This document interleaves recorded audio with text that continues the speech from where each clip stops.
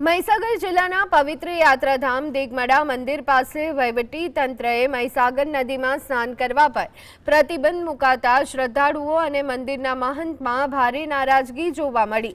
પવિત્ર અધિક પુરુષોત્તમ માસમાં નદી સ્નાન ધાર્મિક વિધિ અને અનુષ્ઠાનનું વિશેષ મહત્વ હોવાથી અહીં જિલ્લા તેમજ બહાર ગામથી મોટી સંખ્યામાં ભક્તો આવતા હોય છે, પરંતુ સ્નાન તરફ જતો રસ્તો એકાએક બંધ કરી દેવાતા લોકોમાં રોષ જોવા મળી રહ્યો છે। લોકોએ આક્રોશ વ્યક્ત કરતા કહ્યું કે તંત્ર પ્રજાને નલ સે જલ ભલે ના આપી શક્યું, પણ ધાર્મિક સ્નાન તો કરવા દે।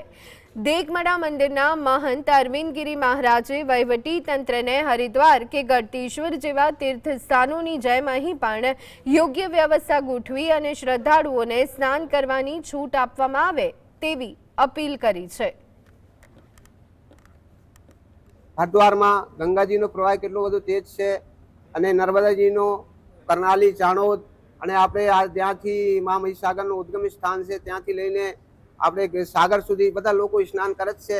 પણ શું કારણ છે કે મા મહીસાગર જિલ્લામાં જ્યાં મહીસાગર જે એનું સ્થાનક છે ત્યાં જ સ્નાન કરવાનો વહીવટી તંત્ર દ્વારા બંધ કરવામાં આવે છે।